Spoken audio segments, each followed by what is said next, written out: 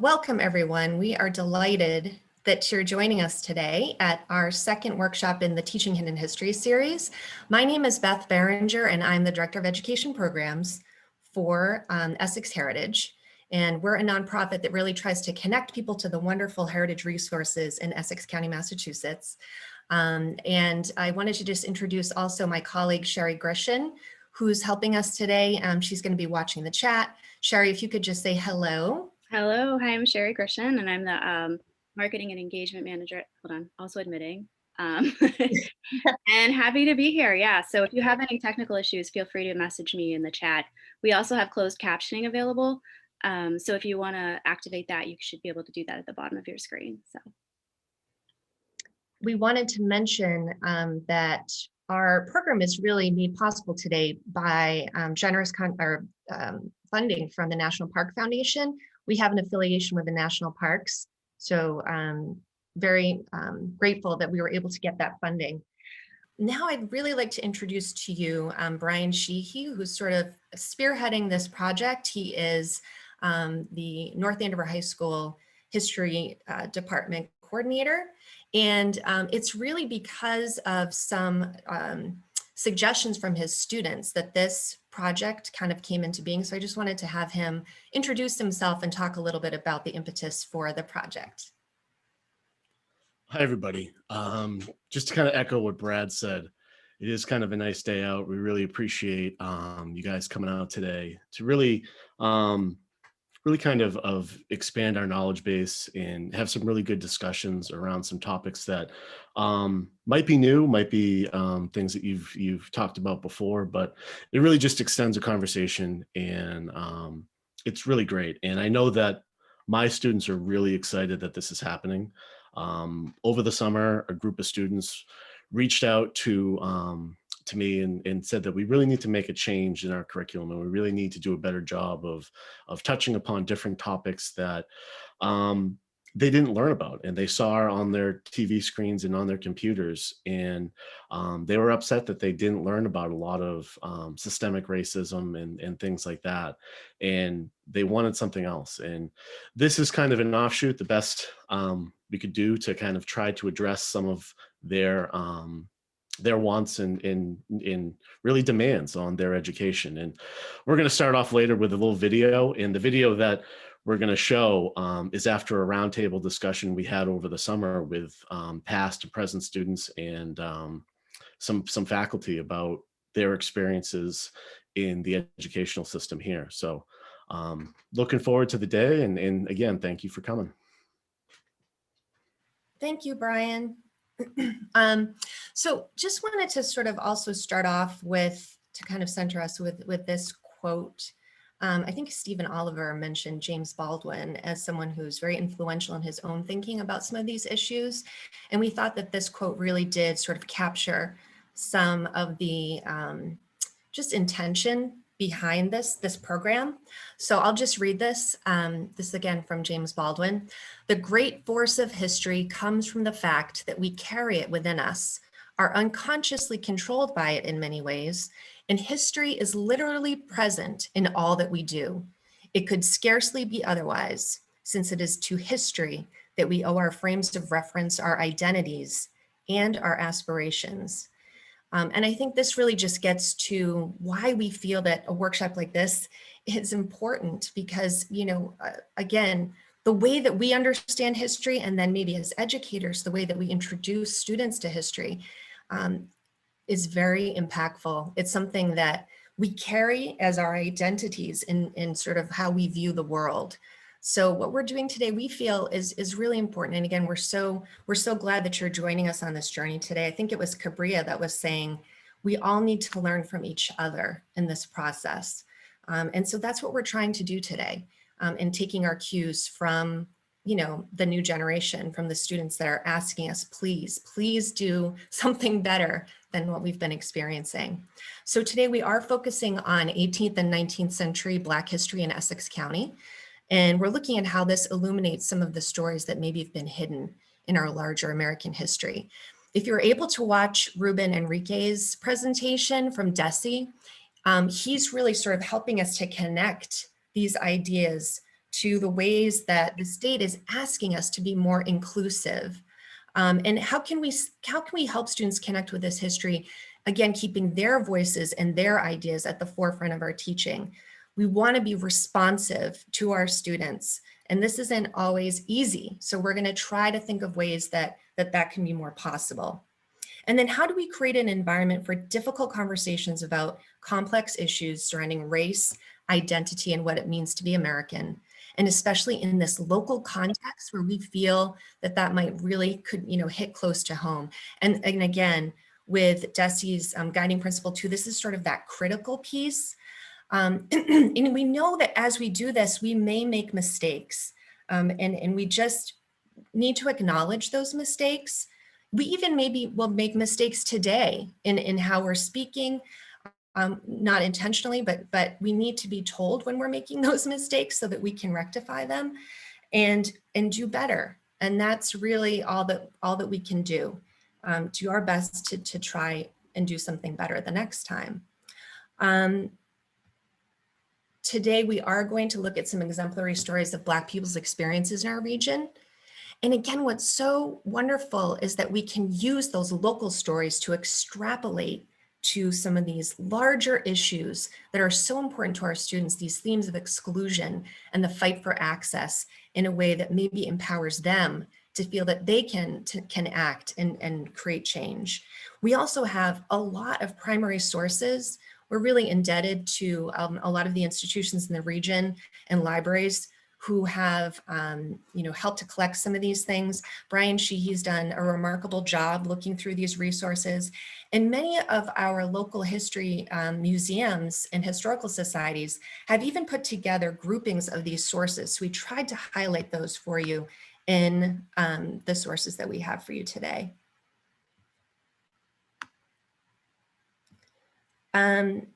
Just going over the agenda quickly. We are going to see a short film, and then we're going to have our panel. And then we're going to move to our breakout rooms, where we hope that folks can have some of those bigger conversations in those groups. We're going to have a little time to overview if you're interested in PDPs or stipends. And we have some other opportunities we'd love for you to check out at the end. We also will stick around, some of us, at the end if you want to have a little more time to talk privately. So that's open. We have a lot of people to thank with this. It's been such a gift for Brian and me to be able to have these conversations with so many different people who have so much knowledge about these topics. In particular, we wanted to thank Beth Bauer, Jean Pickering, and Lise Breen, some local historians who've done amazing work to try to understand these local histories. Brian, did you want to talk about North Parish a little bit? Just all the people from there were extremely helpful in a lot of the stuff that I compiled was on Andover and North Andover, and I'll skip ahead. And Ed Bell, people from North Parish Church were extremely helpful in Carol and the North Andover Historical Society. Everyone was really just helpful in it's easy to find sources, but it's tough to understand some of these sources, and just getting their insight on a lot of this was extremely helpful for me, and I'm thankful for that. So thanks to all of those people. Yeah, also wanted to call out Marianne Zajewski, Nora Halloran from National Park Service. They've done so much work in this area and are always so generous and helpful.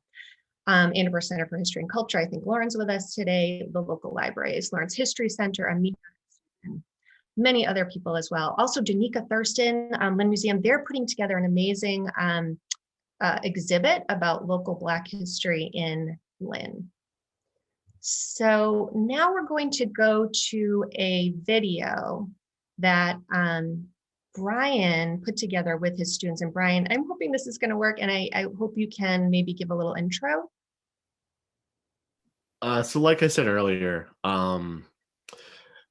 group of students reached out over the summer. They saw what was happening all over the country, and I decided that the best thing to do was to just have a discussion and hear their voices. And I'm the advisor for the Race Amity Club, and this is kind of the core group of the Race Amity Club. And I just wanted to like pretty much debrief with them what they experienced, what they heard, and this is what they heard. And it's kind of cool listening to this like the past couple weeks after listening to some of the great presentations, because I think that the presenters did a great job of really highlighting what the students wanted. And I think that once you guys watch this video, you'll see that a lot of students out there would like a new approach to history and in history education. And I think that this is going to be interesting for you guys. Fire it up, Beth. Oh, it is not working. Not sure why. All right. It was working when we were doing it before. I'm going to try to grab it here. Beth, I'd just say that you're the first teacher that problem with technology during the pandemic. It's astounding that this is happening. None of us have ever experienced this. I'm going to stop sharing and I'm going to see if maybe, Brian, can you try to pull it up on yours? It's not working in that PowerPoint. I gave a whole presentation to my class the other day and I was live streaming and 3 of them didn't hear it and they didn't stop me 25 minutes in and they're like, and I come back, I'm like, what's going on, guys? They're like, oh, we didn't hear it. It's like, oh, you didn't say anything? Nah. So happens all the time, Beth. Ah. So we're talking about students demanding more rigorous and inclusive education, not those 3. Thank you, Kate Milano. All right, let's try this. Yes. I'm going to mute myself so that.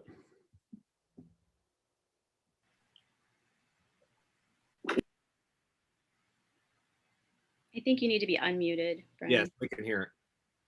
This is our second video. I'm Mr. Sheehy, History Department Coordinator at North Andover and the Race Amity Club Advisor.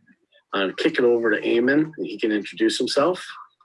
My name's Eamon O'Carroll. I'm a rising senior at North Andover High, and I've been a member of Race Amity for the past 2 years. Trudy? Hello, I'm Shruti. I've also been at Race Amity for 2 years. I'm also a rising senior. And yeah, Supraja. Hey guys, I'm Supraja Ganti. I'm also a rising senior at North Andover High, and I'm the president of Race Amity Club. Hey guys, I'm Nika Schroff. I'm also a rising senior, and I've been a part of Race Amity for the past 2 years.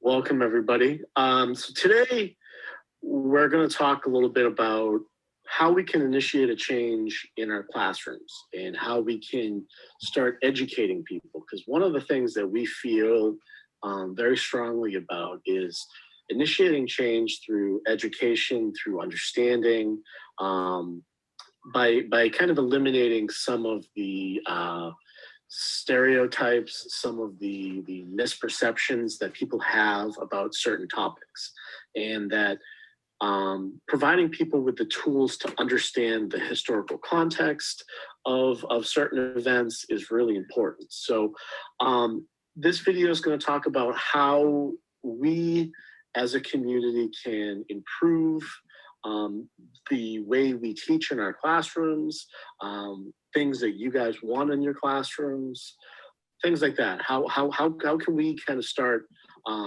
initiating a change? Anybody could just jump on in. Yeah, I guess I'll kick this off.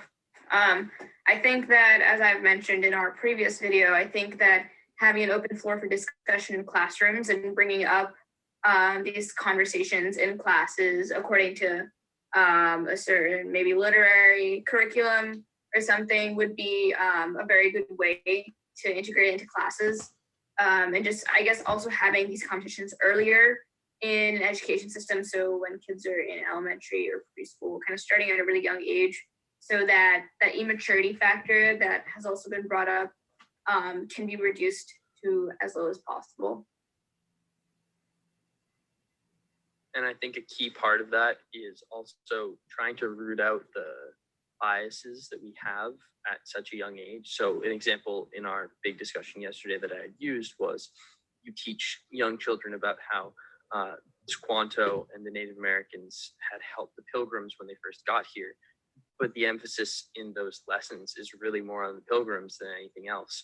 Why aren't we teaching these children about the vast Native culture that was here? Why aren't we teaching them about the African kingdoms that existed prior to the beginning of the Atlantic slave trade? These things that are very European and American centric, this history system we have, we should really be teaching them more of a broad world view so they understand the foundation that our country and much of the world was built upon. I definitely like that idea of starting early. I think racism is definitely taught. So I think if we do something earlier on in elementary school and, like Eamon said, bring in more diversity in the curriculum, that's a good way to start, and then work our way into high school too. Because I think obviously we can't share we can't force a bunch of things down to like young kids, but I definitely think like a lightened down version, just something that's different than just something more cultural, I'd say. Or even just exposing kids. I mean, that's what we've done through the Race Amity Day. We've been working on developing some videos as a club on different aspects of people's culture. And I think that exposing kids to more kids, even adults, really could use these educational opportunities, if you will, to expand their knowledge base and their content base. And something that we talked about yesterday, adults still are learning. I'm still learning. I mean, I've learned so much from all of you about your cultures, your perspectives. I think that having dialogues like this and creating videos is really a great way of expanding our horizons, regardless of age or whatever. Anika, you want to? Yeah, I agree with that. Like, I know my parents, at least, like, it was different. It's different for them, so they don't necessarily understand how I feel or like how going to school is for me. Like, because I've faced like certain like stereotypes used against me of like an Indian American. So I feel like just having those dialogues with them and like explaining like what it's like, or like even of like what other people feel, could teach them a lot too. And I know like having simple dialogues like that might seem like small, but I think it would go a long way. And another part of that is one of our classmates who's Asian brought this up yesterday, that there used to be a staff worker who was Asian also, and he really felt like they could relate to each other because it was someone who looked like him and had experienced the same things that he had. And as of right now, there's very few people of color that are non-white that are staff members in the building. So whether or not you're for affirmative action or not, it's still important to remember that bringing more diversity into the staff will help to give kids someone they can relate to and to see themselves as potentially filling those roles later, instead of thinking, oh, the principal is supposed to be white because I've only ever seen a white person filling that role. Yeah, I agree with that. Also, like, if you're coming from like a certain culture and you're speaking about it, you can say a lot more about it because you understand it more. So I definitely agree with that. Yeah, I think those are really, really good points. I just kind of want to connect back that to also what Mr. Sheehy said about kind of teachers, also like adults still learning. I think that, how can someone teach if, maybe they don't know themselves, right? So I feel like teacher workshops would be really nice, like having someone either come in to kind of tell the teachers about them, like to give a holistic review or a holistic, viewpoint about certain time in history rather than just one point of view, or just having people come in and talk to a class. I think agreeing with what Eamon and Nika said, just having that, firsthand perspective would be really, really helpful in having a deeper understanding of different cultures and different perspectives. Definitely. To add on that, I feel like personally through Race Amity, I've learned a lot more about the Black community because I know we went to the Race Amity conference this past year, and there were a couple Black speakers there. And then we also went to a separate one at Salem State. So I think that was really eye-opening for me because it's not only about sharing my culture. I really like learning about other people's culture too, and getting that firsthand experience like heard to me. I think that was something that changed my perspective. And going back to the roundtable discussion, I know we're referencing that a lot, but someone mentioned a really good point on bringing in speakers to the school. So, and like bringing them into the auditorium. So whoever is interested can go and listen. And I think that's a really good idea. So any last thoughts on this? Anything else we can do?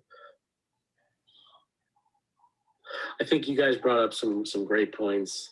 I think we're going to continue this conversation moving forward with a lot of other people.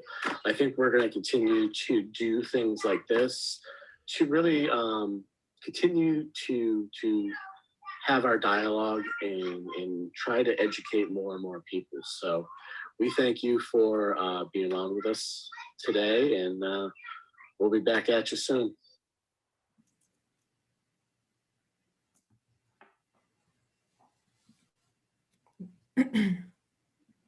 So again, it's a wonderful entree, I think, into our discussion today. We have some great presenters for you. Wanted to introduce them right now. So we have Stephen Oliver from Salem State. Maybe Stephen can say hello. Good morning, everyone. It's a pleasure to be here. Do you want me to say anything else? Well, we're assuming that our participants today were able to take a look at our website and, kind of there's a whole listing of our speakers. So we weren't going to go through formal introductions, but so happy to have you here, Stephen.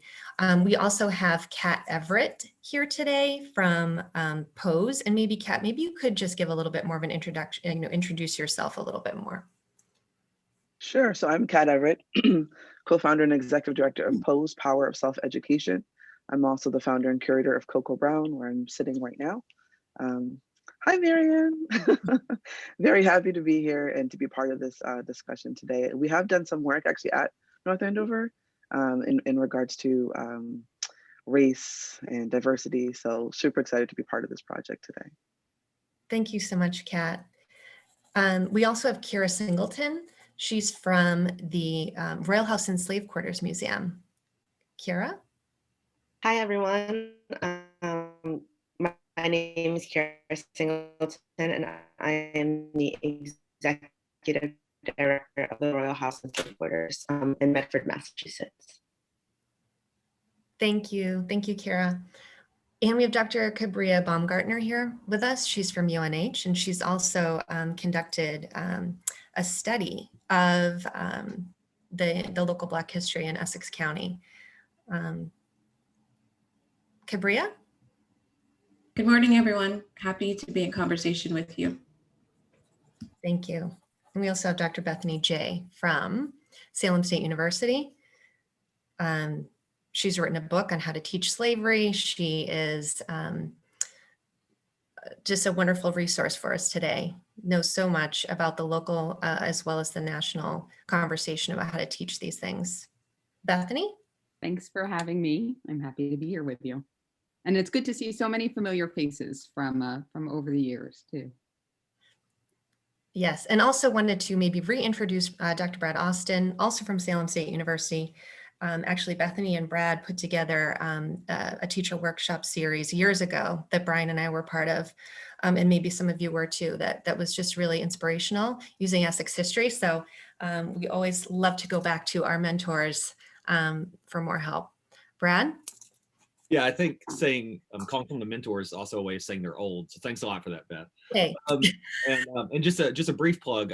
Dr. J and I are trying to do a workshop on Wednesday about some of these similar topics, but in the 20th century, talking about redlining and redistricting and racial justice in the greater Boston area. So if you're interested in that, hit us up and we'll get you the resources and information. But we're here for this now. And so so I think I thought it's a good decision to begin with Brian's conversation with the students, because this whole initiative, the reason we have this opportunity is because students were saying, we need more of this. We need more of this. One of the things that so impressed me about the presentations we're able to listen to and engage with is the wealth of information. You know, I teach a grad class on New England and slavery, and I'm learning for every one of these presentations and the wealth of resources. But also it's just the call about the importance of including these histories and including these histories in responsible and effective ways that not only tell our students about the people in the past, not categories, but people who experienced joy, who had resistance, who had amulets and who had pottery and who hosted parties and who suffered and who lived lives, the complexity of full lives. That's something that came through to me, and it's something I want us to be able to discuss today. I have a host of questions of my own, and we also have collected some questions from participants before the session, and we'll encourage you to use the chat if something comes up. Hey, I want to make sure we talk about this. This is such a rare opportunity for us to have this number of scholars and experts and activists with such a wealth of overlapping experiences. I want to have me stop talking, I'm sure you do too, and to hear from our panelists. I thought it might be a useful way, since we are talking about kind of responding to the public's and students' needs, to see if the panelists want to begin by connecting either what they said in their presentations, their own experience, to what Brian's students were saying. I wonder if any of the panelists have thoughts or responses to Brian's conversation with the students. And we'll begin with that very open question, and then see where the conversation goes. So any thoughts about what Brian was trying to do and what he and his students did do?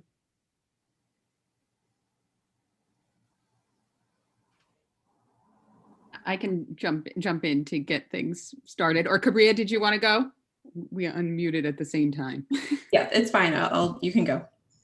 No, I'm just saying Brian's students' sort of description of their own experiences of feeling like these are things they should have heard before very much matches my own students' descriptions of how they're feeling about things that we talk about in my class. The presentation you saw is very, very much like things that presentations and talks and the ways that I structure my courses, with thinking about all these different histories, right? Our threads right from the very beginning of our conversations and right to the very end. There's no moment where we talk about slavery. There's no one moment where we talk about Black history, Native American history, women's history. All of these things are threads through.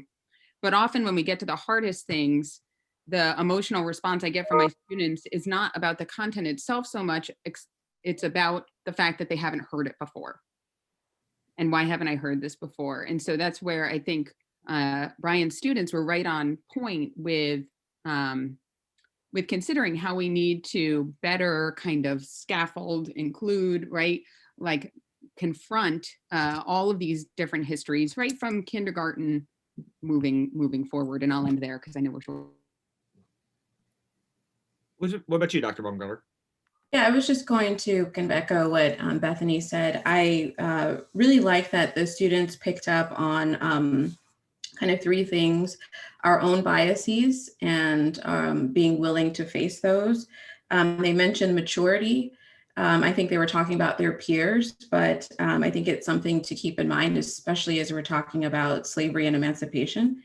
And then they also had a great piece of advice, which is for teachers to reach out to other teachers, scholars, experts, to have them come in and speak. So in some ways, and myself too, as an educator, I don't know everything. So if I don't know it, I have someone come into my classroom who's an expert and who can talk about it. And I thought that was a really smart suggestion from the students.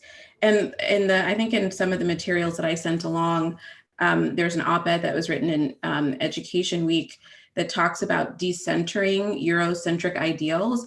And that's what I heard Eamon saying too, which I think, that was just really on point. Kudos to Brian for for really stressing this point in the classroom, right? Eurocentric ideals have been centered, and we need to decenter them. It doesn't mean we don't discuss them, it just means they're not the center. And I'm glad that one of the students picked up on that. Thank you for that. Other thoughts from the panelists? I thought it was very, very impressive, and I found myself leaning into what all of the students were saying. In my experience teaching at Salem State, I'll find I often will have a core of maybe 4 or 5 students who can talk in ways similar to the students that were in the video. And then as we're dialoguing, I'm trying to be cognizant of what's happening with all the other students in the space who aren't entering into the conversation, and trying to understand where are they at, and always trying to hone in on this notion of this discussion of why we're spending time talking about these things, right? Knowing that the topics can be challenging, that all the different feelings and emotions that can arise for all the reasons that have been talked about, that the reason to have the difficult conversation is so all of us can lend our lives energy, as being future educators, to being part of making things better, and that's a lifelong journey and a lifelong press. That's the reason to develop the capacity to remain in these challenging conversations. And I often wish I had more than just one semester with students to try to cultivate that kind of attitude or disposition around this and other challenging topics.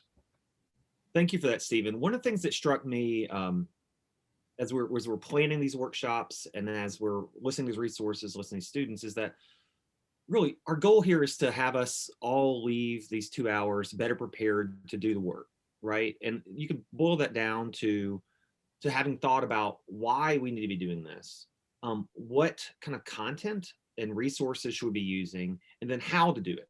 And so what I really appreciate about the panel the presentations and discussion work we're having here is we're going to try to touch on all 3 of these. Like the why it's so important. If you don't believe us, believe our students who are saying, what the heck have y'all been doing?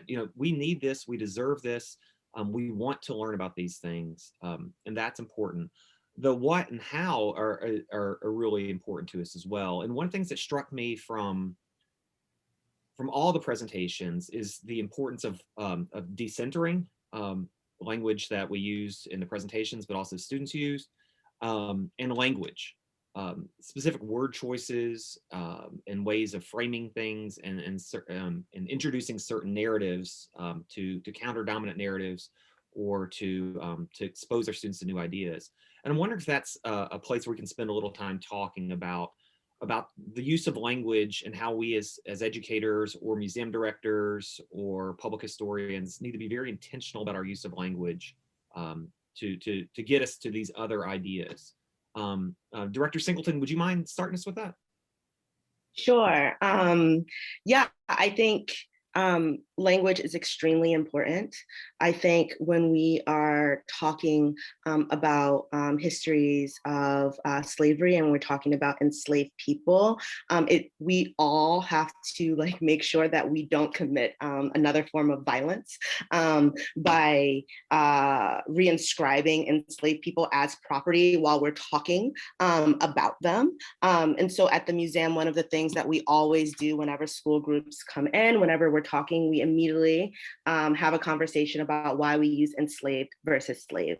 And, I think that for me, I always stress that, enslaved people use that terminology, in the 18th and 19th century for very specific reasons. However, today, it is up to us to really kind of understand why they would use that based on time and place.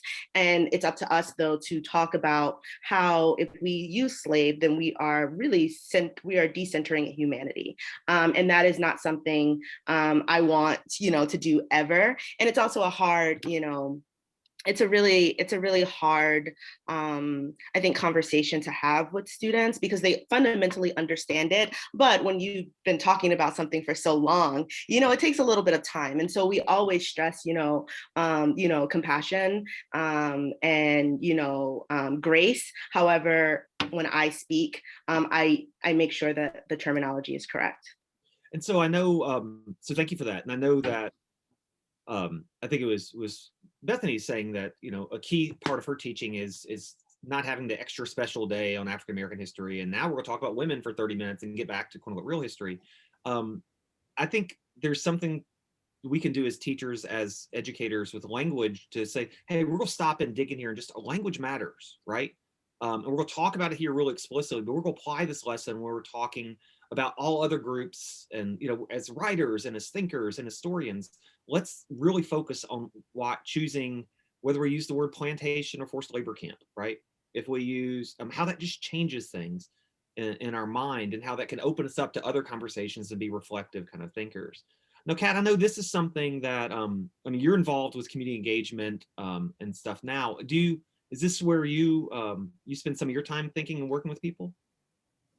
We do. We spend a lot of time here. And the thing that I guess that I want to connect in regards to what the students were saying was that this education should start as young as possible, right? The difficulty is that people are having to unlearn narratives. And that's where I feel like the shock and the sorrow comes from the students, the outrage, because it's like, well, why weren't we taught this early on? And I think that the reason why that's not confronted early is fear. Right. And so first and foremost, I'm a mom of 7. And so if I can kind of speak from that lane even more than an educator, right, I feel like it's really important for the young ones to get the vocabulary early, to be exposed to the narratives early, so that there's not that confusion. And I think this is where vocabulary does matter. For example, my kindergartner came in and was talking about Martin Luther King and was talking about how the National Guard were friends of Martin Luther King. They were there to help escort him. And I said, this is how these things start, right? The narratives of how the story is laid out is incorrect. And so whatever truth that's really being masked in that gets denied. And that stays that way. Because, now I'm competing as the parent against the teacher who is seen as the expert, right? And that narrative just continues to grow as the kids get older. So I think giving the language up front, having the conversation very early is really, really important. Thank you so much for that. And I think one of the things that I've seen is that sometimes my students get frustrated and say, what is this? Why wasn't I ever told this? And other people think that the other, I think, seemingly natural reaction is that, what you're telling me isn't the real history. The real history is the National Guard and King were friends, and I don't know what you're doing, but it's not real. So there's a default kind of rejection of or suspicion of. And that's one of the things that I think Stephen talks a lot about, and that maybe we can think some about is the importance of all of us telling these stories, but it's incumbent on those of us who aren't African American to tell these stories and center these stories, because look, students, I'm a white guy history professor. I think addressing that, and Stephen, you talk some about this, about the importance of us being very explicit about our own identities and how that relates to the past and also the present is important. Do you mind elaborating on that point? Yeah, I think what I focus on a lot is asking educators to be very clear about their intentions in introducing the material.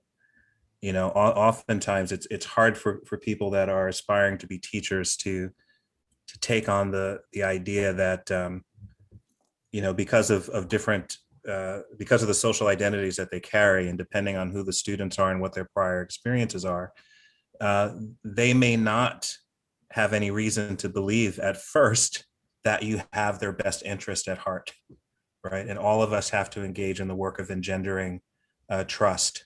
And things I've written about is relaying stories of sitting with that distrust, in the face of white teachers who were talking about this history and feeling like, hey, what is your intention here? What are you trying to do? Which is part of why I want to be very clear with students about why we're having this conversation. What is it we're attempting to do? The other thing I just want to touch on very, very quickly, and I love all the points that have been raised about being intentional about language and how a lot of the narratives that people have understood are wrong. But to understand that when we shatter those notions that people have held onto, you know, that some students experience that as a very disorientating thing, right? Some students will respond with anger, right? And I've sort of trained myself over the years to expect, you know, from students, in my experience, particularly white students, that sometimes their response to how we're using the language and how we're introducing different narratives will be anger, right? And that I then have to think about how do I work with this person, with these individuals to take on this new information and sort of recreate, reconceptualize sort of a worldview or a world perception, and how they can, as I was saying earlier, be part of making things better. You know, so it's an invitation in, and not something that people feel they need to become defensive about, if that makes any sense. It does, Stephen. And one of the things we've, and thank you for that.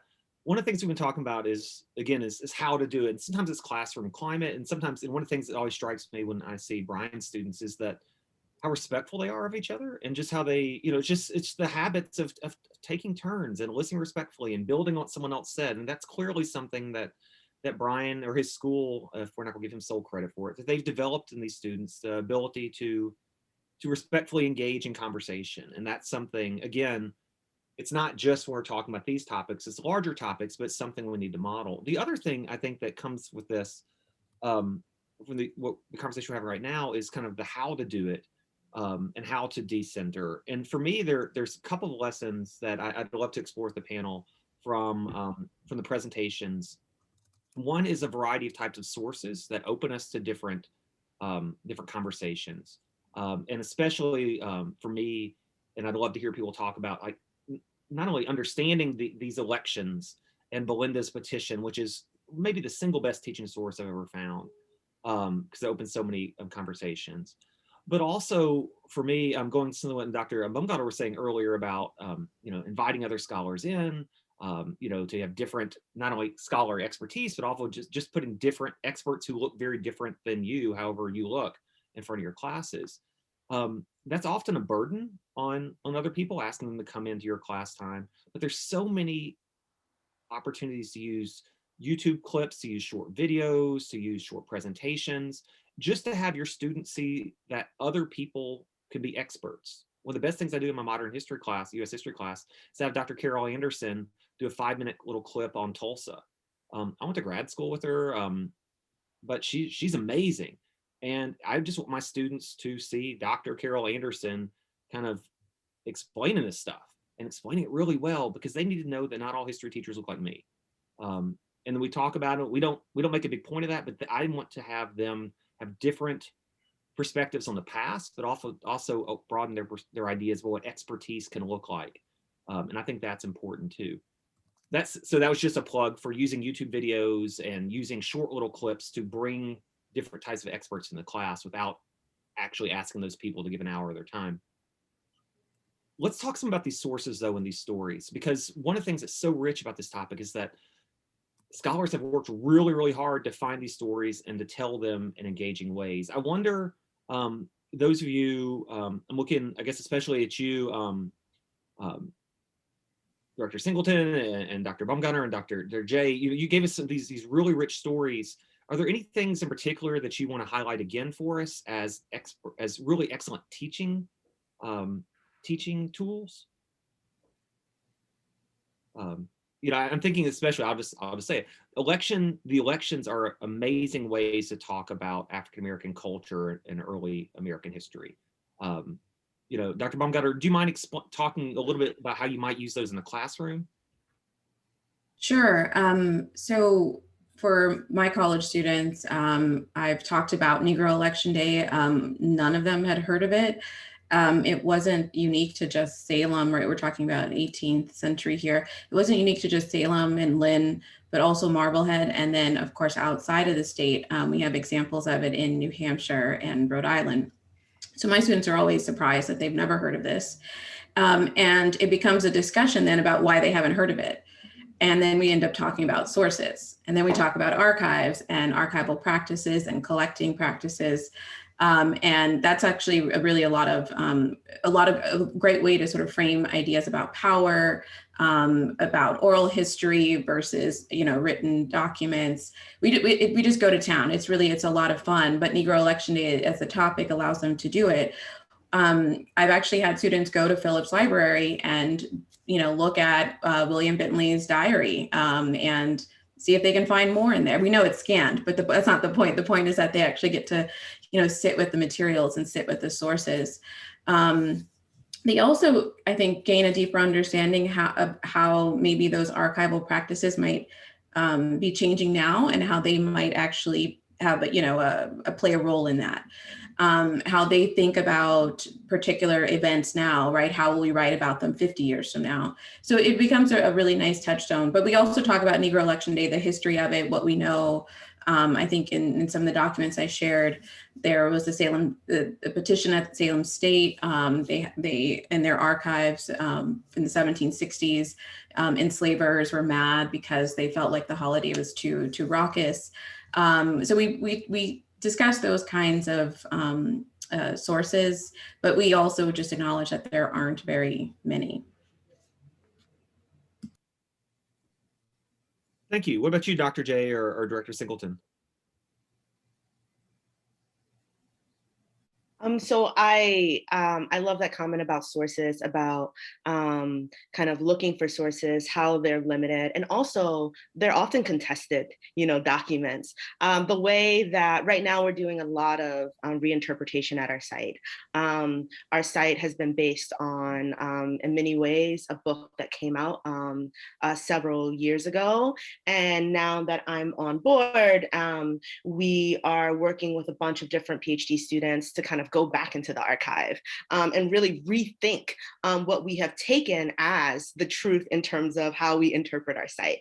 And that is unearthing a lot of new material in the sense that, the archive documents are the same documents. Maybe we find a few things, but our approach is different. As a historian, I'm going to read a document differently than an anthropologist, and that is completely okay. But I think it's really important to highlight that as well, and kind of how these things are living documents and they change, that we have certain stories that we tell about these documents or these artifacts on our site. Yet we often have to reevaluate kind of those stories on a regular basis, because as new information comes out, the story changes. And that's an exciting part about history, and allowing students to have purchase in that is, I think, really, really powerful, because I know when I was at the beginning of my grad school career, going into an archive felt really overwhelming to me. So what does it mean to make these documents accessible? Because not all of us will have the time to spend, weeks and months in archives doing this research. So a part of our project is to also make these documents available so that everyone can have purchase over them, even from their own homes. I so appreciate that, because you're talking about kind of disciplinary perspectives. Anthropologists might see it different, historians, but you as a historian will see it differently than maybe a historian 20 years ago, because you've read Stephanie Smallwood and you've read these other things, right?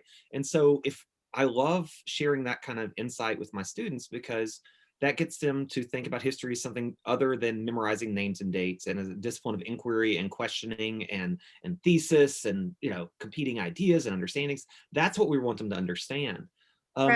Brad, yes. This would be a good time actually to ask Brian to talk about a project that his student did. And it was, I think it connects to this idea of we have a really difficult problem with this mangled archive, and how do we have students participate in that process?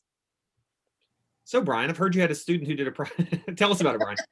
So I had a student do a project, and I wanted an example of how you could take some of this stuff and really kind of take some of the resources locally and shed light on people that locally that you'd never heard of, or the perception is not always there of what their life was like. So I had a student research Salem Poor, who was a Revolutionary War soldier, and thank you to Ed Bell for helping him out, because he had to consult on a couple of things that were kind of he didn't really understand, and the story was a little skewed. And it really, when you look at the archives in many ways were compiled by some people who may not want to tell certain stories or may hide certain stories. And I think that that's one of the things that is really important in re-examining what is in an archive and how we can view it. And viewing it today is definitely different than viewing it 20 years ago. And Brett, I completely agree. I mean, a lot of students feel that history is this. Well, history is not this. You can look at it in different ways, view it in with like different perspectives. And the video that the student made, it's going to be in one of the breakout rooms. We put it on the website. I also interviewed him on the process of like how he felt about doing this and the struggles that he had. It's a really great resource on how others can kind of take this idea, take some resources, and really kind of promote local history and promote a different variant of the story that you've heard about local history. So thank you for that, Brian. And I think that's a great example for what we can do as teachers or historical societies and museums to kind of unpack the kind of mysteries of what these institutions do.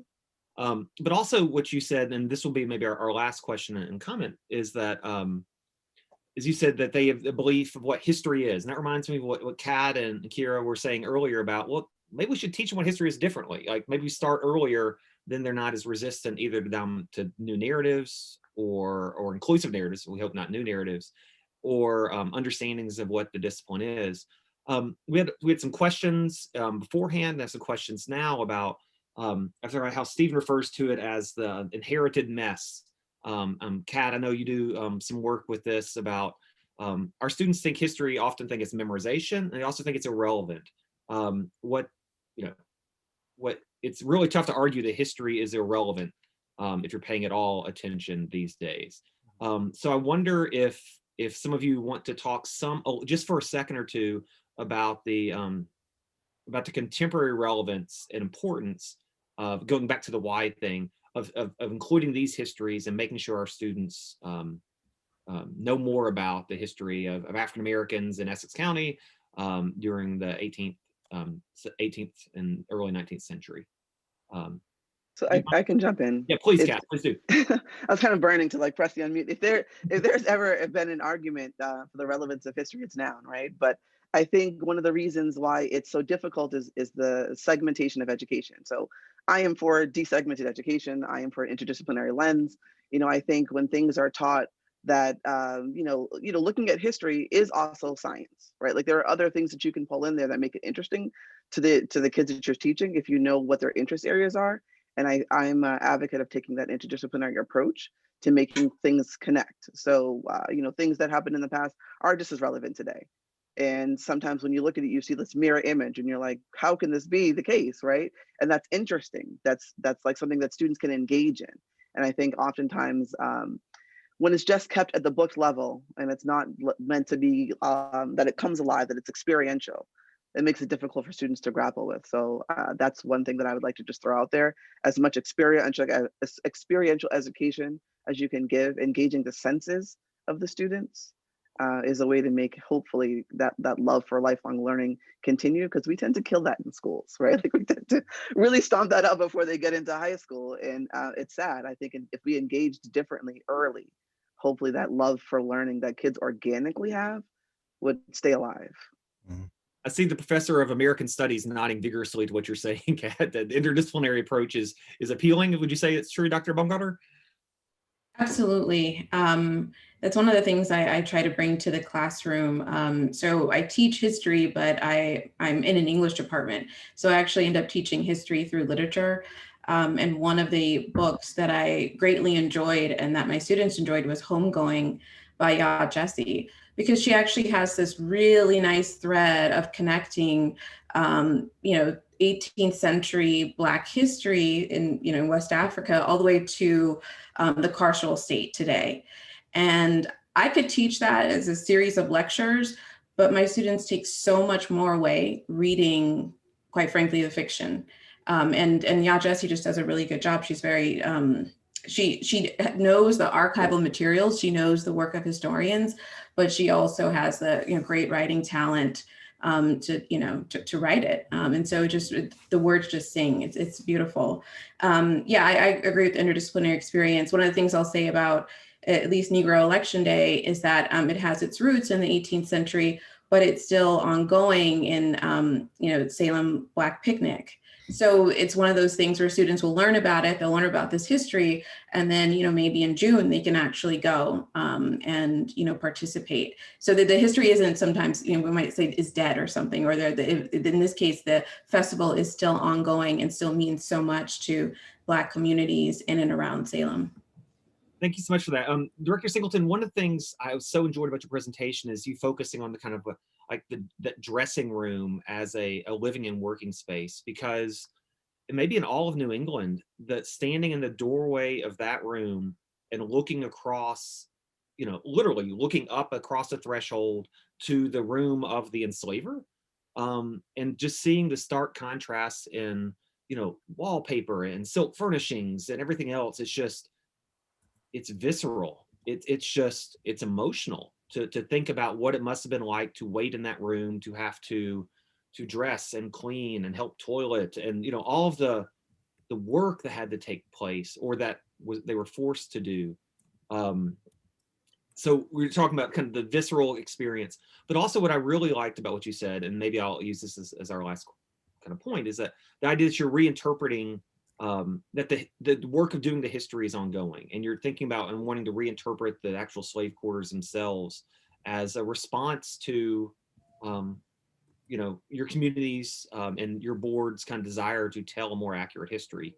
I just think that's important and wanted to draw more attention to that. Is there anything you'd like to say about that? Or Yeah, I mean, I think that one of the things that I would really dislike is for people to come through the museum, learn about this history, and say, whoa, slavery in the 18th century, terrible, so happy it doesn't exist today. Yes, and what does it mean if you can walk out of that museum and just leave that experience and not ask questions about how Black communities and communities of color deal with the legacies of slavery today? The fact that we're still arguing over whether or not people should get paid a living wage, the fact that we're still arguing over police brutality and unjust murders. These things are, these impact communities every single day. And if we want to be real and to engage with Black communities and communities of color, we also have to meet them where they are. So we have to go into the communities and say, what do you want to talk about? Because it might not be Belinda's petition, and that while I want everyone to talk about Belinda's petition, I might be able to get them into the space by talking about something else that matters to them and then connecting it to Belinda's petition. And I think that is really, really important to do. And that's one of the things that I really care about in my role as director. Well, and it's one of the things that so striking to me is that a lot of people having those debates on a national level went to Harvard Law School, where there's the Isaac Royal Chair of, that you can't make the argument that there's not a connection when Harvard Law School was founded with an endowment by Isaac Royal. It's so important for us to make these connections. Stephen, I know you've done a lot of thinking about this. I'm gonna put you on the spot and give you the last word here, if that's all right. Okay. I think one of the things that's coming up for me in this conversation as somebody who's not a historian, primarily a teacher educator, is that without these histories and narratives, a lot of the things that we're asking people that are going to be teachers to address in their work, like literally will not make sense to them if they don't understand the history, right? When we talk about, how do we address something like the achievement gap or being mindful of language, something like the opportunity gap, right? That doesn't make sense to students if they don't understand the history. When you mention something like the history of redlining, right?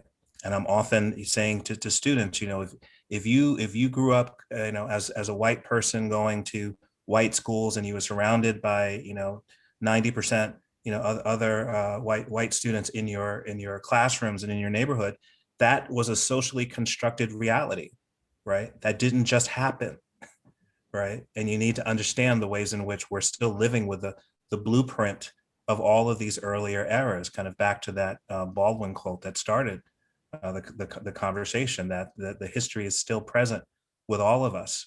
And that's what I mean when I'm talking about, we've all inherited this mess, we're in it.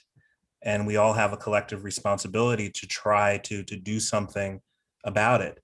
But that, again, doesn't make any sense. And students can't, act upon it if they don't first have a grounding and an understanding of how we got to this place that we're at. It's thank you, Stephen. You can tell Stephen's a talented educator when he wraps things up by coming back to the beginning and by doing so with Baldwin. So so thanks. I'm looking at the agenda and looking at my clock and realize we're running a little late. I just wanted to thank the panelists again for giving us so much to think about in this conversation and in the presentations and resources you shared before. Part of what we try to do in these presentations, so thank you so much for that. It was great to learn from you. Part of what we try to do with these presentations, with these events, is give us all a chance to learn from people who are leaders in the field and leaders in their communities, but also give us a chance to just talk to each other as teachers and as colleagues, kind of digging in sources with maybe an enhanced understanding because the conversations already had and the work we've already done. So I think that's where we're going next in the agenda. Is that correct, Beth? That's right. That's right. So now that we're just brimming with all of these ideas and we're ready to share with each other, we're going to have the opportunity to go into some breakout groups. And the intention for these groups really is sort of up to the group when you get there. We have prepared kind of like if you were with us the last time, a slideshow that just to help organize us so that when you get into your group, you're actually going to click on a document that I'm going to put in the chat in a minute. And it's a series of slides. And you need to remember the number of your breakout group, because that is the number of the slide that you're going to click on. And on that slide, I'm going to I'll share that right now, just so you can kind of see what you'll find when you click. So I am going to go here. You're going to see a series of what look like sort of boring slides. If you are in group 1, you click on slide number 1. And there you'll have an opportunity, if you'd like, to just kind of list the names of everyone who's there. This is sort of a way for us to kind of gather our thoughts and think about, maybe sort of capturing some of the discussion if you'd like to. But what you'll also find on your slide is a link, and it says in highlighted, please click. And so when you do that, you are going to go to a Google Doc that has some of the sources that were compiled from some of our presenters and again, some of the institutions that we've worked with. This particular group gets to talk about general context of the institution of slavery in Essex County. And you'll see several documents here, probably too many for you, honestly, to take a look at in the time that we have. And again, if your group decides that you'd rather just sort of continue the conversation, that there were just so many ideas that you really want to talk about that the presenters and the panelists have helped you sort of rethink, then you take the time to do that. But if as a group you'd like to sort of dig into some of these sources, then you have that opportunity here. So each of the sources then on you sort of has this link. There's an excellent source here actually that Dr. J, I think, spoke about in her presentation. It's that newspaper that reprinted the Declaration of Independence in the Salem newspaper, but on the second page of that same newspaper, there are ads for runaway enslaved people. So it's just quite a juxtaposition. That's a very powerful source. Anyway, so that's what you'll find. I'm going to stop sharing here. And I want to ask if anyone has any questions about this next part of what we're doing. I'm also going to try to grab the link and put that into the chat for you guys. Are there any questions?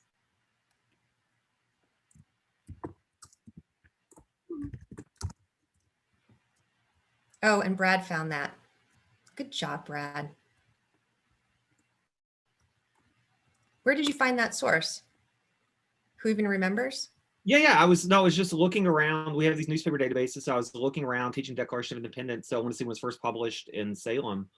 And there's a runaway slave ad. Caesar is running away, I think, from Beverly. There's a man in Salem has a Negro woman for sale to part with. And then in the very bottom of the 4th page, there's also the story of 4 other enslaved people who had been on a ship that the British had taken, the Americans taken back, and it's basically an ad to, hey, people come get your property, and it names the people. So in this, the newspaper that presents the Declaration of Independence to Salem, we hold these truths to be self-evident, that all men are created equal. There are at least 6 enslaved people mentioned in the same 4-page newspaper, 5 of whom are named. It's a remarkable document to use with students. Remarkable. And I'll just, thank you, Brad. I'll just say too that the purpose of the Google Doc, that's also editable. So if you'd like in your group, you can kind of take notes there if you want. And then if you want to transfer maybe a couple of your best ideas or some things you'd really love to make sure that we keep in mind back onto your slide. That way, when we debrief, we may even reference those slides. And then we can also reference some of the sources that you maybe have taken a look at. We hope you all had a good discussion. We're anxious to hear a little bit about some of the conversations. We did want to mention, do we have everybody back, Sherry? Sorry. Yeah, looks like we do. Just wanted to mention that there is a website that we put together. I don't know if you had a chance to even take a look at it yet. But Sherry, I didn't know if maybe you wanted to just give us a little preview of that.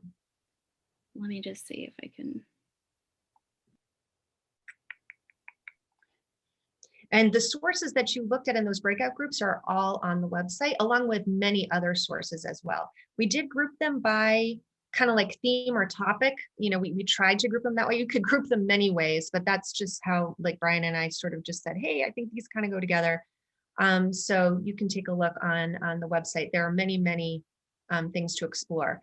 We also tried to put together some resources from our presenters in terms of like, hey, this is a really great website you should check out to help with teaching. Also some secondary sources, some great books.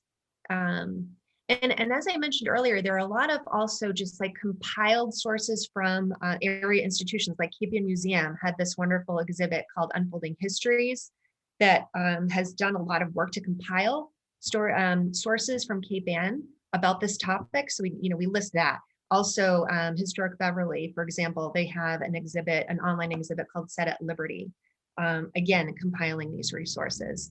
So I'll just quickly share my screen. Yeah.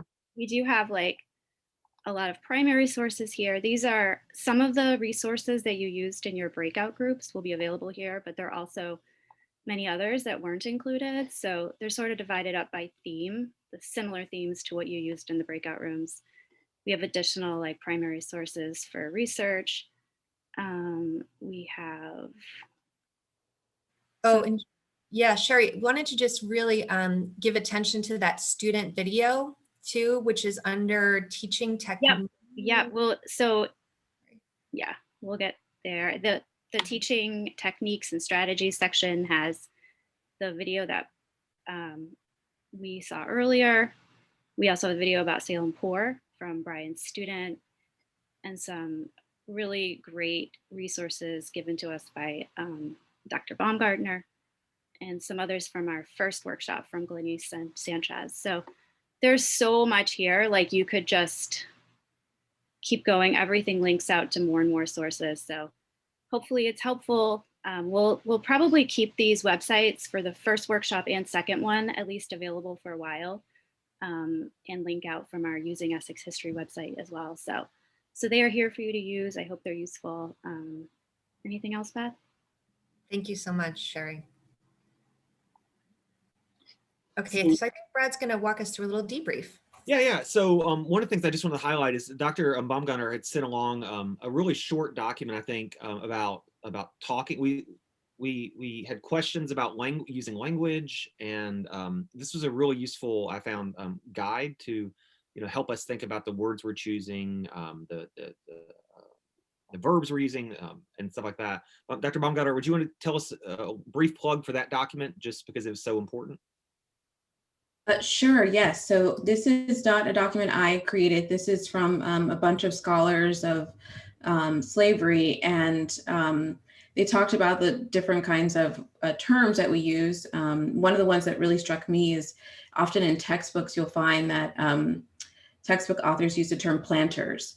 This is a really benign term to describe what was really heinous activity, right? Being an enslaver and running a plantation and making profit off of humans and the dehumanization of human beings. So in the document, it says, well, there are other ways to think about naming planters, call them enslavers, because that's what they were. So there are examples like that throughout this document.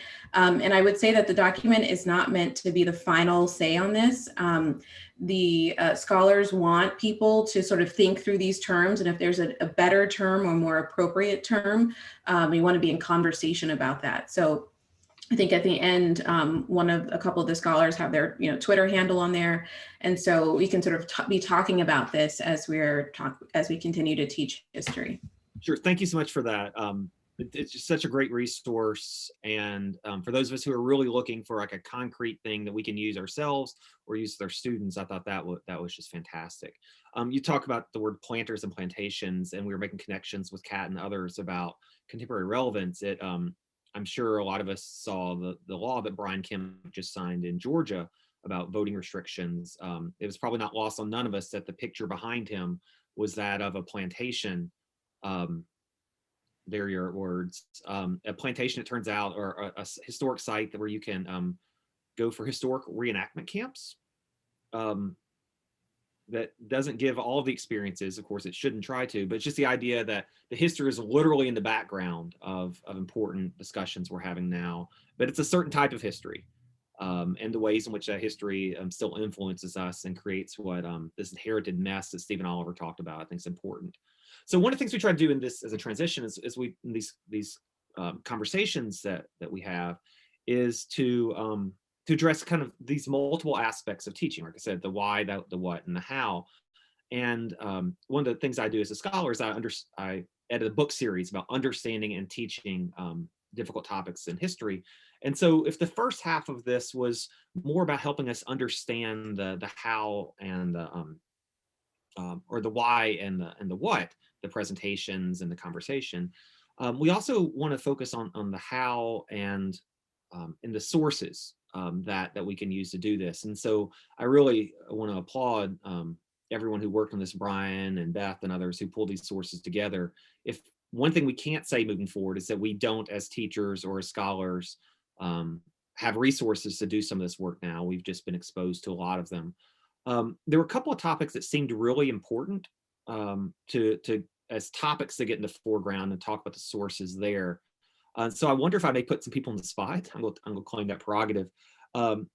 Based on the things that people wrote questions about and our sense of what we might want to talk a little bit about as a group, it seems to me that maybe focusing on topics related to resistance.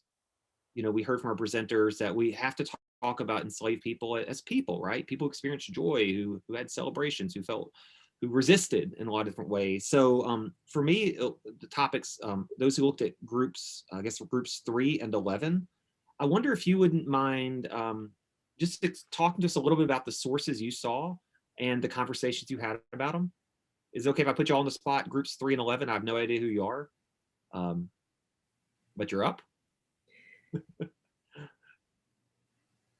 Well, I can say as spokesperson for Group 11, we didn't actually get to the slide.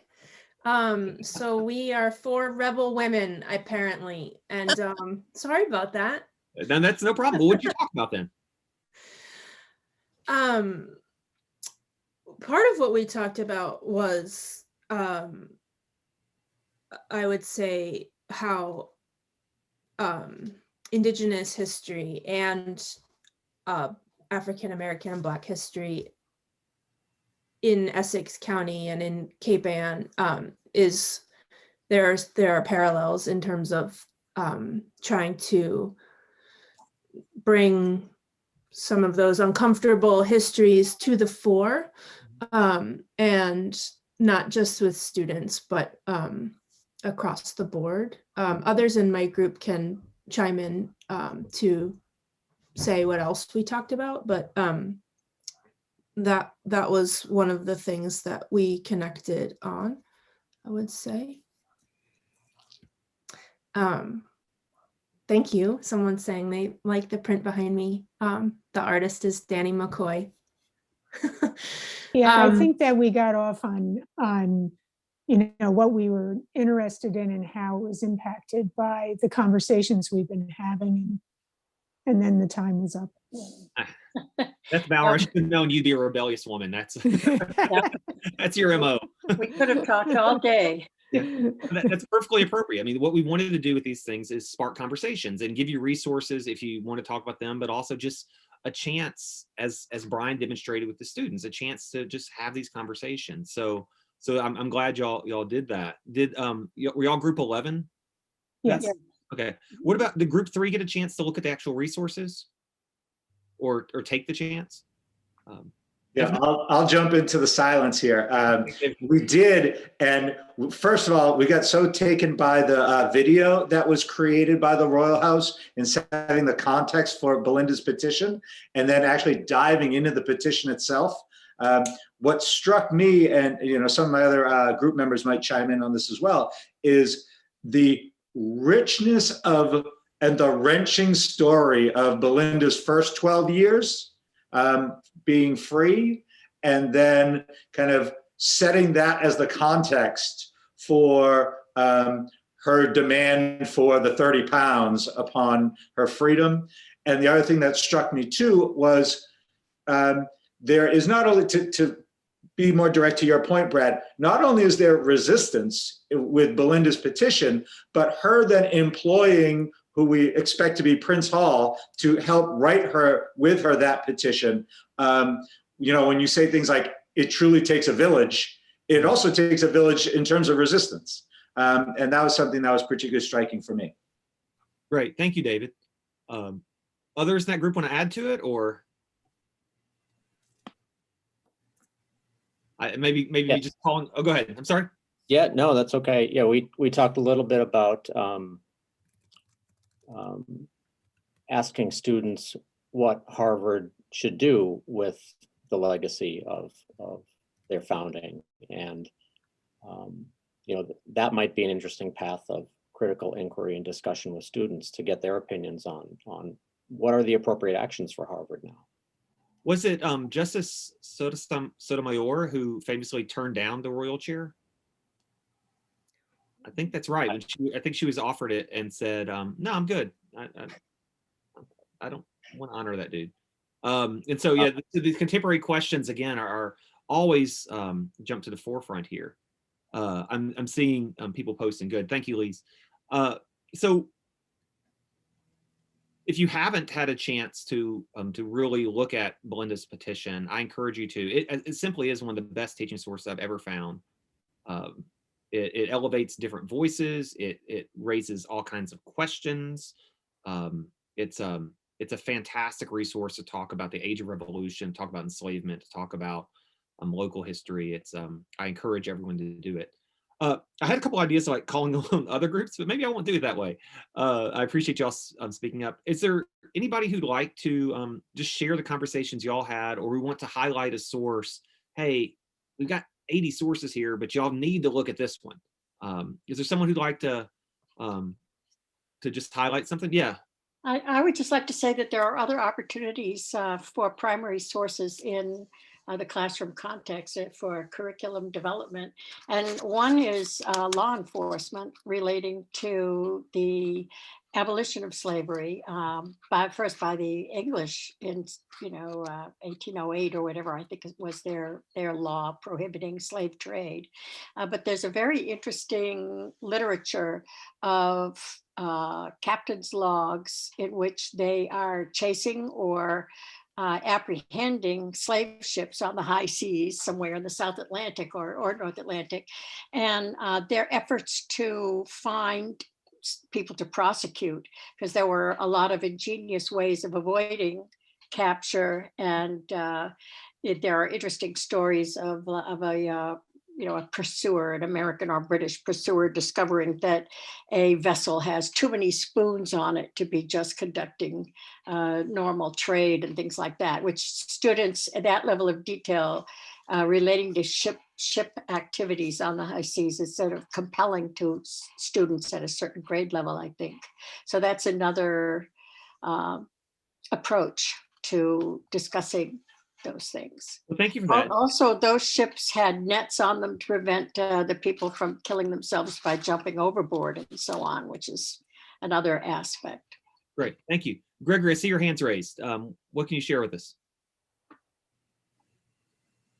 Yes, our group, it was great because you had myself, Wendy, and Daniel that are in the classroom, but then Edward being that independent scholar, adding that voice, and it was great conversation. We talked about historiography, and I know he put the link to the term nigger, and we were kind of discussing how tough it could be in a classroom, but just having those sources and having different things that could actually help you out and help students out. I'm from Brockton, and I'm at the high school, and our city is predominantly students of color, across the African diaspora, Latinx, and really hearing the term used as that term of endearment that they had by hearing the things through hip hop culture and everything else, but giving that historiography, and I kind of do that, and there's tons of different links and conversations and trying to discuss, and when we talk about how words are important, but also the fact of having that local connection. And I know that's important for myself, and I know that we were mentioning that in the group, that bringing that local and those local voices, and I was thinking it'd be an easy way too to put in the national also with the making those connections, because I know in Brockton specifically, the library, we did a whole thing with my class and talking about women's suffrage and specifically women of African descent in the city, but then bringing it today. So I mentioned a lot of current voices that were either politician or activists. So it was a great way to sort of make those community and class connections. And I'm going back to Brian with the institutional, with actually saying hiring folks. And so it was, I like the way our group was set up just to have that dynamic. And I don't want to take too much time, and sorry for No, that's so valuable. It was good conversation. Well, I'm glad you had it, and I'm glad you shared it. I really appreciate that. And I'm just seeing, I have the chat open, just seeing all these resources. We could do, or y'all could do, not we, could do a whole entire another workshop just based on the resources you're sharing here. Other resources, either that sparked conversations or just responses to the day that, I mean, this is kind of free flowing here. Are there particular primary sources that groups looked at that thought, hey man, that's really cool, or things that drew your attention?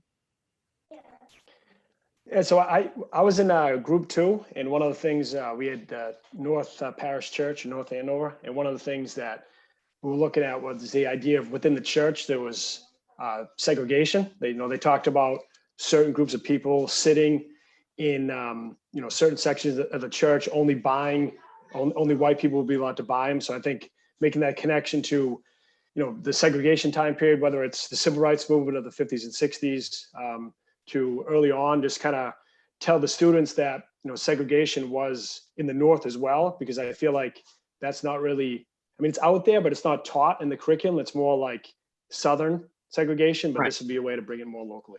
Well, thank you. And that's something I know Dr. J talked about in her presentation, is the myth that the North were all abolitionists. I think it's Joanne Pope Mealish who says that, basically 1% to 3% of Northerners were abolitionists in 1860. But somehow we've created this national story. And I'll tell you, as someone who grew up in the South, it was the story down there as well, that the North was just chock full of rabid abolitionists. And in essence, the analogy I use is the number of people in the Green Party are the number of people you might have known who had been abolitionists. The number of people who are willing to just completely forego all fossil fuels are the number of people who might have been abolitionists. But we've created this narrative that this was the abolitionist North, and ways of talking about segregation, and especially I know we had some sources that looked at kind of post-emancipation life, are really important for talking about this, because that's how you get to these discussions of, look, Salem is right next to Marblehead, it's right next to Swampscott, it's next to Lynn, next to Danvers. These are very different towns, and if you go into schools, as I go into the schools, they're very different student populations, and you can't ignore the history that led to those towns looking so different. And you can't just say, well, slavery's over by 1790. Well, that's complex story anyway. And suddenly there was a busing crisis in Boston, 180 years later, and that's it. James Brown played a concert and we're good. It's more complicated than that. And so, like, you're talking about segregation in spaces of churches and the warning outs that Dr. J talked us about. These are all important things for us to include in our histories. Good. I'm talking too much once again. Other comments or other sources that people wanted to highlight?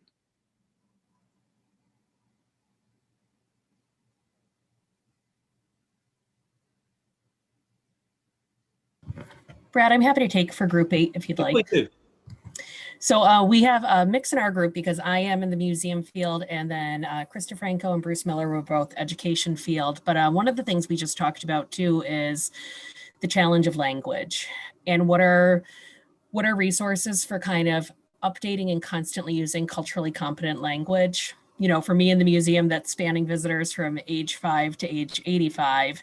And in the classroom, it's a little bit more honed in on kind of the demographic that you're teaching to age-wise. But we also said too, one of the challenges of, again, whether museum or education field, when we're teaching, in a lot of cases, we might be the first person telling them that there was slavery in New England. So I might be teaching a 45-year-old and saying this for the first time, and it's taking that moment to realize that you're completely changing somebody's perception and completely changing their education. And it's a great thing to be able to do. And we're all happy to do that in our sources, but it's also a time to realize that you have just completely upended what somebody knew for their entire life.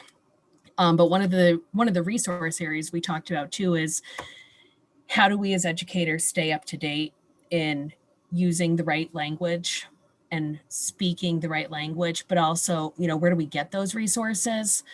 And how do we continue being good educators and using those resources, but also, the challenge of using language that is outdated today, but part of the historical context of how does that kind of cross in an educational environment as well. So having resources would be very helpful, I think, for any of us in the room, and being able to use those resources. And it's been great today to kind of collect those resources and learn from them. So thank you, everybody. Yeah, and I would just say what you already know, Julie, but I think it's worth saying is that classroom teachers, we're talking about having these conversations over 180 days or over throughout a school district's curriculum, where it's aligned and it reinforces. You're talking about you have visitors for an hour and a half, maybe, and they didn't come to talk about slavery. Some of them probably get mad when you try to talk about slavery. I came to talk about pretty dishes and gallant sea captains. Why are you telling me about this? Oh, yes. Yeah. So, as Stephen pointed out earlier, sometimes people will get angry when we try to confront them with an accurate history or present them with an accurate history. That's something that we have to prepare ourselves for emotionally as well. I'm looking at the time. We also have to prepare ourselves to end on time because it's a pretty day and y'all didn't sign up for 3 hours of this. I will say 2 things then, just take the liberty of doing so, is Dr. J's book that she co-edited with Lynn Lyerly won the American Historical Understanding and Teaching Slavery. It's not Northern Slavery, it has several chapters on the North, but Understanding Teaching American Slavery is designed to help all of us do this work. And it won the prize from the American Historical Association as the best resource in any field of history, education, or public history over a 2-year period. It's good. And if you don't feel like reading that, or you want to, maybe you're commuting again, there's a whole series of podcasts that what's now Learning for Justice, used to be Teaching for Tolerance, did, where they have basically 3 seasons of podcasts based on her book, another season on Native American history, another season on teaching the civil rights movement. That's just great. If you've got 45 minutes in a car, you can have this kind of conversation and listen to this kind of conversation, informed conversation about content and teaching with those resources. And I'll just brag on my colleague and move on. Thank you so much for all the conversation. Beth's going to wrap us up. Is that right? That's right. That's right. So for those of you who are educators in the classroom and would like to maybe get some PDPs for coming today, well, we do ask that you take a look at the form. It's on the website. You just have to fill in some ideas about like sort of an activity that you might do with some of this information, and just send that form in to me, and be happy to give you the 10 PDPs. We also have an option for you to receive a stipend, and we're sort of switching up a little bit how we're doing the stipend this way. Last time we wanted folks to try something out in the classroom and give us a reflection about that. We know that, that's just getting more and more difficult as we're getting more towards the end of the school year.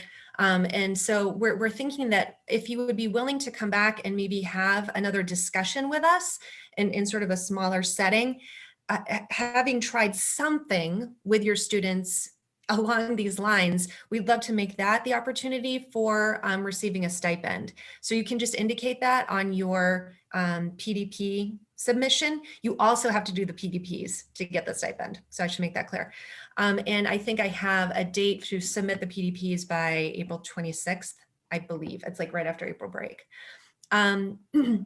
Also, we have a couple of other opportunities. Brad mentioned that he and Bethany are going to be doing a cool PD next week, I believe. So we can look out for that. We also have a third workshop in this series, which is going to be looking at Indigenous peoples' histories in the region. We'd love for you to come and join us for that. And then we also have an evaluation for you to fill out, which just definitely, so we're so grateful if you would do that. Helps us to plan our next session. One other thing I would love to let you know about, Essex Heritage runs a week-long professional development program in the summer, which is all about place-based and service learning. So if you're interested in creating a project, perhaps based on some of this information, and you want to join us for a really fun week in the summer, it's going to be the first week of August this year. I know some of you are alumni of that program. We get to go hopefully in person this summer, crossing our fingers, to a bunch of different wonderful sites in Essex County and think about how these places can help us teach with our students. It's really powerful. We'd love for you to join us. So I think in the agenda, we have all of those links. And one last thing we do need also just for you to fill out, and that's what we're calling a match form. It's showing that you were here, and that helps us with our grant. So I can just give you the link to the agenda right now. I think that's probably going to be the easiest, because that will give us links to all of those things that I just mentioned. So I'm going to put that in the chat here. We are so grateful to everyone who came today. I thought it was a wonderful discussion. Thank you for everything you're doing this year. We know it's been just so challenging, and we're so glad that you spent some time with us to help us and continue our learning. Brian, anything else? Just to echo, thank you to everyone for coming today. There are so many resources out there. This work and what is compiled here is really just scratches the surface. There's definitely a lot more on this topic that we could get into, and yeah, if people are looking for other things, there's definitely a lot more out there. Happy to stick around after and talk to anybody about anything that they want to talk about. But thank you again for coming. Yeah. Especially to our panelists and our leaders. You gave us so much to think about. So really appreciate it. And thank you, Brad. Thank you as always. We will be recording this, so we'll make that available to you all as well. Have a wonderful day. Take care.